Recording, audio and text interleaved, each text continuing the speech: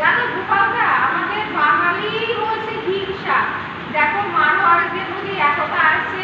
একটা মারোয়ারি দেশ থেকে এলো, এসে ছোটখাটো একটা দোকান নিয়ে কাজ করলো, করার পরে এখন দোকানটা দাঁড়া করালো, আর একটা দোকান করলো, আর একটা দোকানে একটা ভাইকে বসিয়ে দিল, আর একটা দোকান করলো, একটা চায়ের দোকান, সেই চা ভরপুরি আছে, সেই চাতে আবার আর একটা ছেলেকে বসিয়ে দিল, আবার ও একটা ছোট ঝুঁকি নিয়ে বসে পড়লো।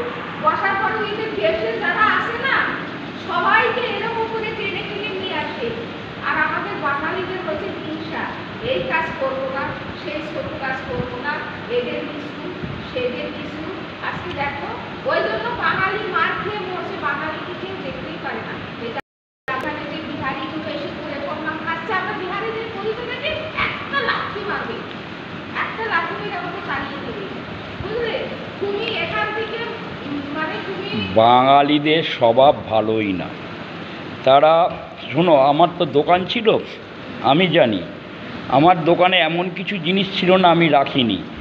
মোবাইল তখন কার্ড বিক্রি হতো, মোবাইল কার্ড থেকে কোল্ড ড্রিঙ্কস, থামস আপ, মানে বিভিন্ন রকমের আইটেম রেখেছিলাম।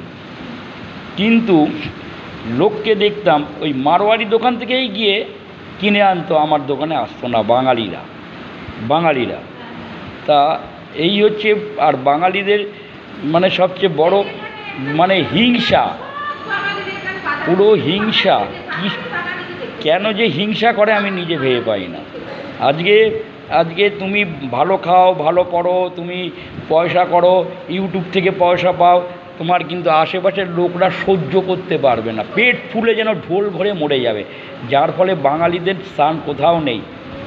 একটা মারোয়ারি ফার্মে আমি চাকরি করে এসেছিলাম। ওই মারোয়ারিটার সঙ্গে আমার একটা কী নিয়ে একটা ঝগড়া লেগেছিল।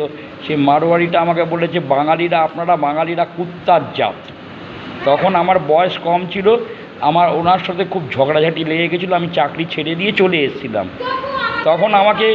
তখন আমাকে সেই মারোয়ারিটা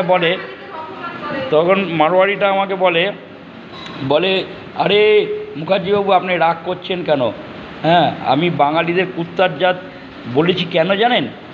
আপনি বিপদে পড়ে কোনো বন্ধুর কাছ থেকে টাকা পয়সা সাহায্য চান, কেউ দেবে না।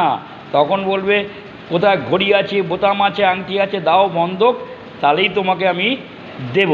কিন্তু আমাদের কেউ জাতবাই যদি ব্যবসা করতে গিয়ে ডুবে যায়, তাকে কিন্তু আমরা চেনার পরিচয় দেখার দরকার নেই, লেখাপড়ির দরকার নেই, আমরা তাকে টাকা দিয়ে সাহায্য করে তুলে দিই। আর আপনার বাঙালিরা চিটিংবাজ। তা এই কথাটা কি আপনার গায়ে লাগাতো কথা না?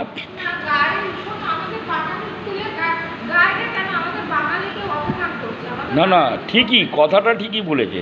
ওই যে আমার অপমানিত বোধ করেছিলাম।